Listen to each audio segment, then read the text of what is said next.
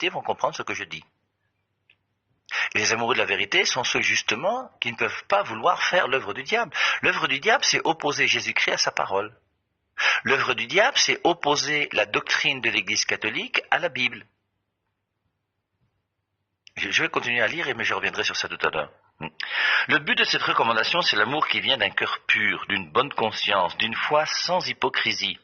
Quelques-uns s'en étant détournés se sont égarés dans de vains discours. Et les vains discours, c'est l'Église catholique romaine face à la Bible. Il ne peut pas y avoir d'opposition entre la Bible et l'Église catholique romaine. Pourquoi? Parce que la Bible vient de Dieu, même par l'intermédiaire de l'Église.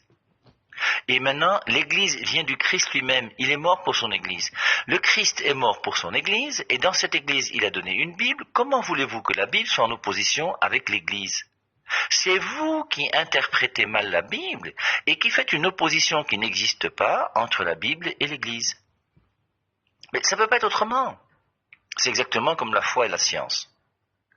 Il ne peut pas y avoir d'opposition entre foi et science. Pourquoi? Parce que la science, c'est un homme qui réfléchit avec son intelligence sur les lois qu'on trouve dans la nature. Qui a créé l'intelligence de l'homme? C'est Dieu. Qui a créé la nature? C'est Dieu. Mais comment maintenant un homme peut trouver des lois dans la nature qui sont contraires à ce que Dieu a voulu? Ça n'a pas de sens. C'est la même chose. Et c'est pour ça qu'il ne peut pas y avoir d'opposition entre la Bible et l'Église catholique, parce que l'Église catholique, c'est l'Église que le Christ a voulu.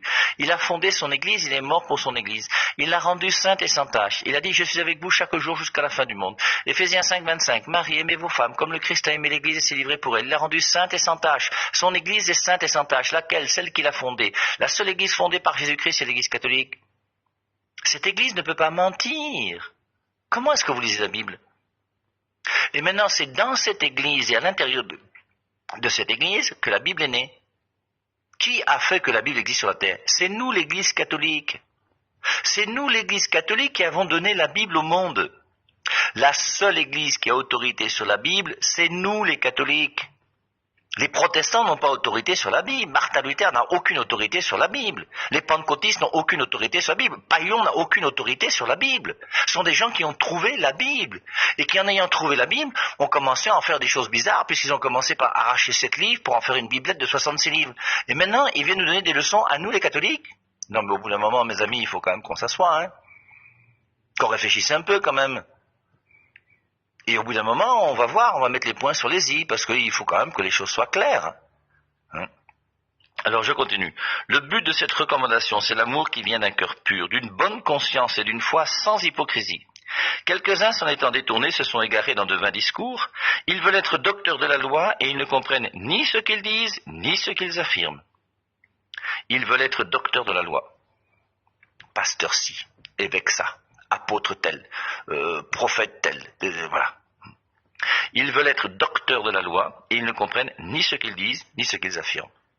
Et affirmer une chose, l'Église catholique romaine face à la Bible, mais c'est une aberration intellectuelle. Parce que c'est impossible qu'il y ait une opposition entre la Bible et l'Église. Pourquoi? Parce que la Bible vient de l'Église.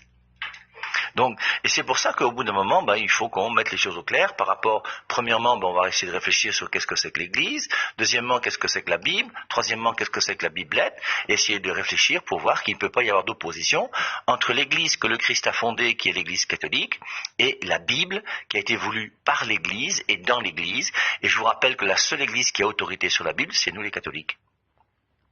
Alors, si on veut reprendre un peu les Écritures, dans les Écritures, vous voyez, à un moment, on voit comment il y a une opposition qui existe entre les pharisiens et Jésus-Christ.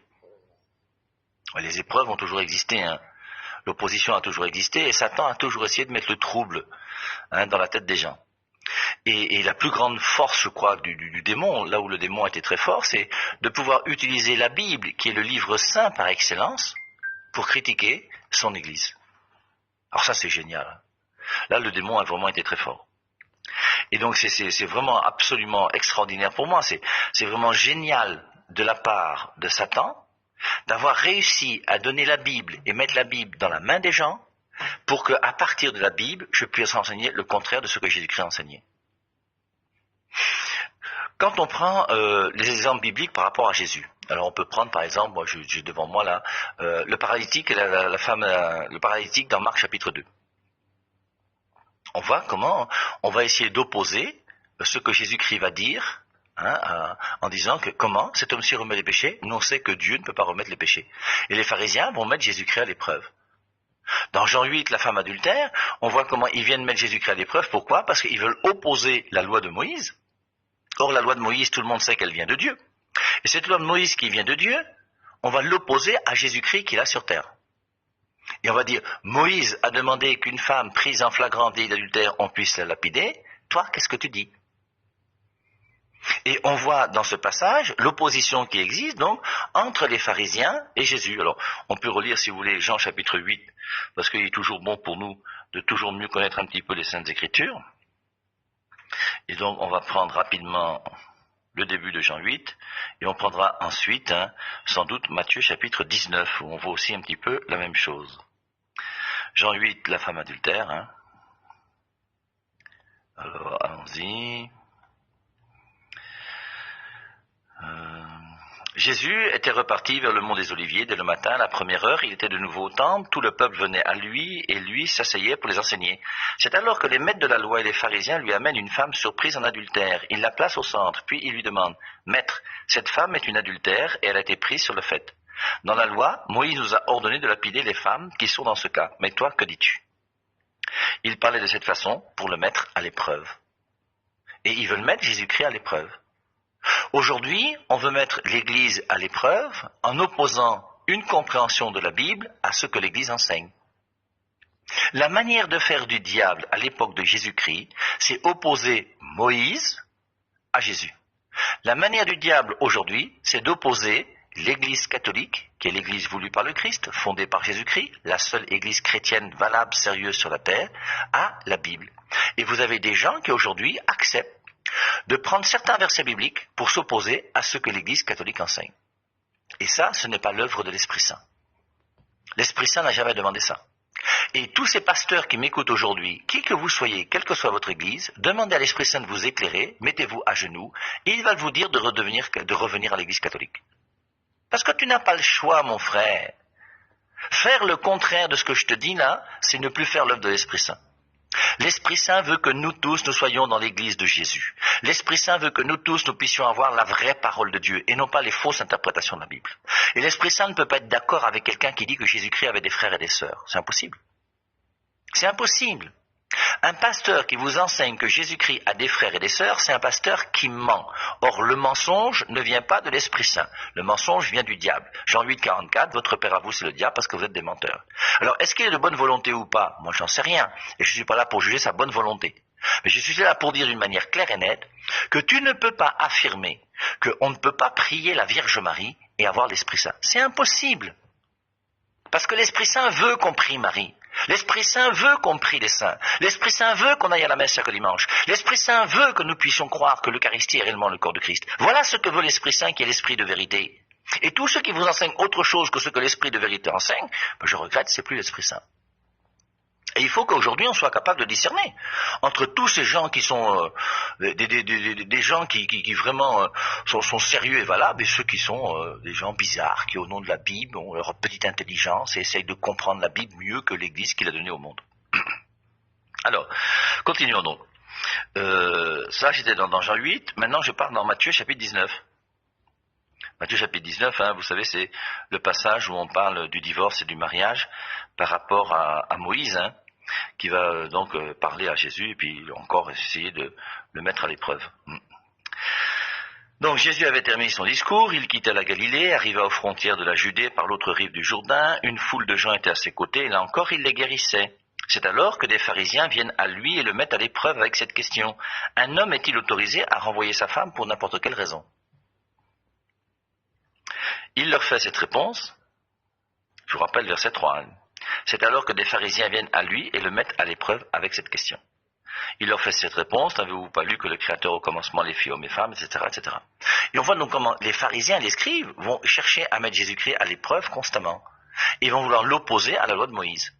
Aujourd'hui, le problème dans lequel nous sommes, c'est qu'on veut opposer la Bible à la parole de Dieu et à l'Église du Christ. Parce que l'Église du Christ et la parole de Dieu vont ensemble. Parce que l'Église du Christ, c'est elle qui donne la parole de Dieu. La parole de Dieu ne se trouve pas premièrement dans la Bible, encore moins dans la Biblette.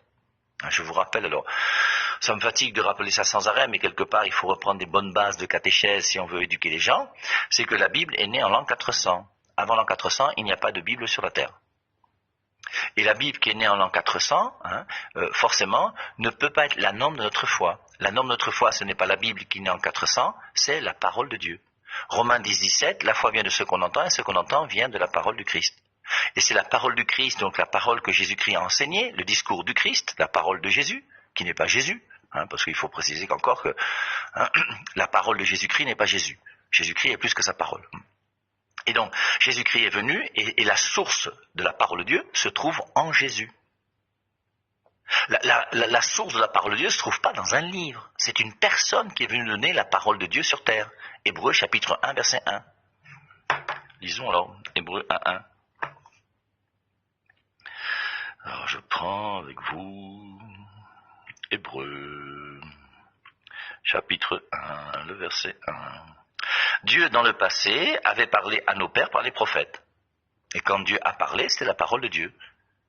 La parole de Dieu existe avant la Bible, si on est tous d'accord. Et la parole de Dieu est donnée par Dieu à Abraham. Dans Genèse chapitre 17, la circoncision. Genèse chapitre 18, le chêne de Mambré. Genèse chapitre 22, le sacrifice d'Isaac. Exode chapitre 20, les 10 commandements, la parole de Dieu est donnée. Mais la Bible a existé en l'an 400.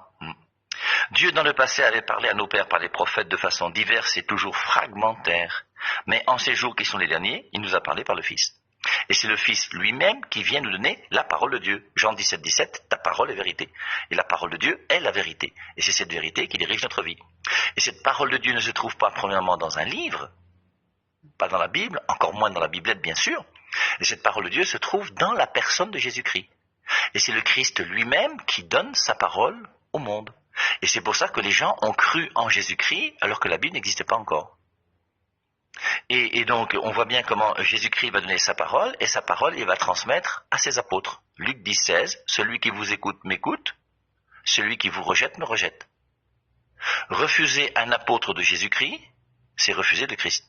C'est pour ça qu'aujourd'hui, vous devez être capable de discerner, parmi les gens que vous écoutez sur les réseaux sociaux, quels sont ceux qui sont des vrais apôtres de Jésus-Christ. Et forcément, moi j'en suis. Et pourquoi je suis vrai apôtre de Jésus-Christ? Parce que je fais partie de l'Église catholique. Vous relirez Romains chapitre 10, verset 13. Quiconque invoquera le nom du Seigneur sera sauvé. Comment vont-ils invoquer le nom de celui en qui ils n'ont pas cru? Comment vont-ils croire en lui s'ils n'ont pas entendu parler de lui?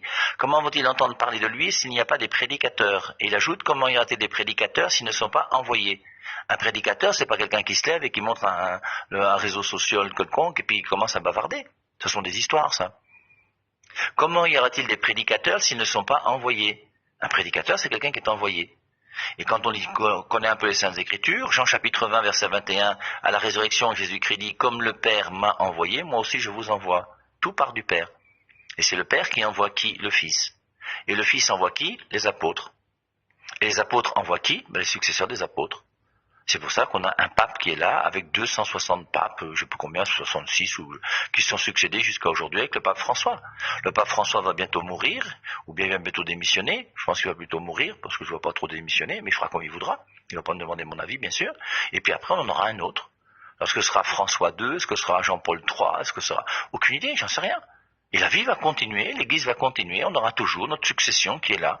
Et c'est en obéissant à ce pape qui est à Rome, qu'on a des évêques partout dans le monde entier, et moi je suis reconnu par l'évêque de mon diocèse, et c'est pour ça que vous avez le devoir de m'écouter. Parce qu'on écoute quelqu'un parce qu'il est envoyé par l'Église. Quelle Église? L'Église que le Christ a voulu, l'Église que le Christ a fondée il y a 2000 ans. Toute personne qui fonde une Église est un boutoukou. Et je n'arrive pas à comprendre qu'il y ait des gens parmi vous qui puissent entrer dans une Église qui a été fondée par un homme. Alors, Vie et Lumière, par exemple, vous avez été fondé par Le Cossec, et puis je ne sais plus qui encore après là. Mais vous êtes né il y a 60 ans. Et vous commencez à faire croire que vous êtes l'Église du monde entier. Jusqu'à un pasteur qui dit qu'il y a 1 milliard de musulmans qui iront en enfer, 1 milliard de catholiques qui sont tous dans l'erreur, mais c'est nous-mêmes, amen, alléluia, qui sommes les meilleurs. Mais au bout d'un moment, réfléchissez quand même un peu.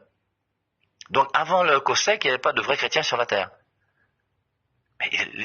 L'Église a été voulue par Jésus-Christ, Matthieu 16, 18. Pierre, tu es pierre, sur cette pierre je bâtirai mon Église, et les portes de la mort ne pourront rien contre elle.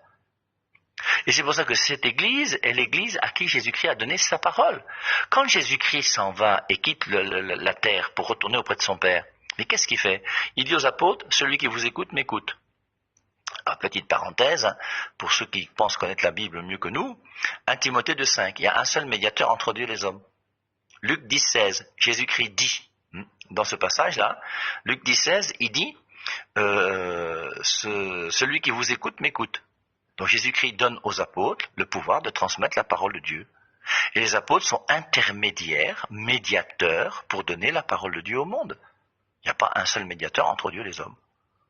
Même chose sur Jean chapitre 20, verset 23, quand Jésus-Christ dit aux apôtres, tous ceux à qui vous remettrez les péchés, ils leur seront remis. Tous ceux à qui vous les maintiendrez, ils seront maintenus. Et Jésus-Christ a donné aux apôtres le pouvoir de remettre les péchés. Moi, j'y peux rien, c'est pas moi qui l'ai voulu, c'est lui. Et les apôtres sont intermédiaires pour remettre les péchés. Je vous rappelle 1 Timothée 5, il y a un seul intermédiaire entre Dieu et les hommes, verset 6, qui a donné sa vie en rançon pour la multitude. Et il y a un seul médiateur qui est mort pour toi, c'est Jésus, mais il y a plein d'autres médiateurs sur la terre. C'est pour ça que c'est toujours la même chose, vous voyez, il faut un discernement et un minimum d'intelligence pour comprendre les Saintes Écritures. Dire j'ai l'Esprit Saint et grâce à l'Esprit Saint je comprends les Écritures, c'est une aberration intellectuelle terrible. Et c'est se moquer de l'Esprit Saint. Il y a beaucoup de gens aujourd'hui qui se moquent de l'Esprit Saint. Il y a beaucoup de gens qui vous parlent au nom de l'Esprit Saint alors qu'ils disent le contraire de ce que l'Esprit Saint a dit. Et quand on dit que l'Esprit Saint, j'ai l'Esprit Saint, je peux comprendre, ce sont des histoires. Vous qui avez l'Esprit Saint et qui comprenez les Écritures, dites-moi alors, de quoi parle-t-on dans Apocalypse chapitre 8 et 9? De quoi parle-t-on dans Apocalypse au chapitre 13? C'est l'Esprit Saint qui vous éclaire? Non, c'est le travail intellectuel, mon frère. Il faut prendre la Bible et il faut bosser.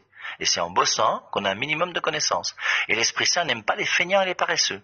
L'Esprit Saint est là pour utiliser des gens. Donc on a vu la multiplication des pains, il a pris 3 pains et 2 poissons. Il n'a pas fait à partir de rien. Il a fait à partir de quelque chose que l'homme lui a donné. Même chose dans Jean chapitre 2. Lorsque la Vierge Marie va intercéder auprès de ce couple, cette fête où il n'y a plus de vin, et Marie va intercéder parce qu'elle peut intercéder auprès de son fils. C'est Jean 2. Et qu'est-ce qui va se passer? Elle va dire aux serviteurs qui sont là, faites tout ce qu'il vous dira. Ils vont faire quoi? Ils vont puiser 600 litres d'eau. Et 600 litres d'eau, c'est pas 5 minutes. Il n'y avait pas des pompes à l'époque. Il y avait des seaux et des cruches. Et donc, ils vont utiliser, et c'est les 600 litres d'eau là, s'ils avaient fait 1000 litres d'eau, il y aurait eu 1000 litres de vin. Et Dieu utilise l'homme. Les 600 litres d'eau, le pain, là, et Dieu utilise l'intelligence de l'homme pour l'aider à pouvoir, ben oui, c'est clair que c'est pas l'Esprit Saint qui nous éclaire pour prêcher, il y a aussi l'Esprit Saint qui agit, bien sûr, mais il y a aussi ta connaissance personnelle et le travail que tu as fait. C'est pour ça que pour avoir un prêtre catholique, c'est entre 8 et 10 années d'études. Parce qu'on s'est aperçu que Martin Luther, qui a été ordonné après 2 ans, Martin Luther est rentré au monastère en 1515, il a été ordonné prêtre en 1517, et on a vu ce que ça a donné. Ça a été un peu terrible, et c'est pour ça que, après Martin Luther, on a commencé à inventer les séminaires. Et on verra d'ailleurs que le mot séminaire n'est pas biblique. Mais est-ce que le séminaire est mauvais? Est-ce que parce que le mot n'est pas biblique, ça veut dire que c'est idiot et bête? Surtout que, je vous rappelle, le mot Bible n'est pas biblique, donc la Bible est idiote et bête aussi. Vous voyez comment vous mordez la queue, comme on dit le serpent qui se mord la queue. C'est des raisonnements qui n'ont ni queue ni tête. Et c'est pour ça qu'il ne peut pas y avoir d'opposition entre l'Église que le Christ a voulu, qui est colonne et appui de la vérité, et la Bible. La seule chose qu'il peut y avoir, c'est une fausse interprétation de la Bible de certaines personnes qui n'ont pas le niveau intellectuel ou la formation nécessaire et suffisante, et qui, comprenant mal la Bible, vont s'opposer à ce que l'Église catholique enseigne. Ça, c'est 2 Pierre 3,16. Dans les écrits de Paul, il se trouve des passages difficiles à comprendre, dont les personnes ignorantes et mal affermies tordent le sens, comme elles le font du reste des Écritures, pour leur propre perdition. Donc on voit comment, à l'époque de Jésus-Christ, la stratégie du diable, c'est d'opposer Moïse à Jésus. La stratégie du diable aujourd'hui, c'est d'opposer l'Église catholique à la Bible.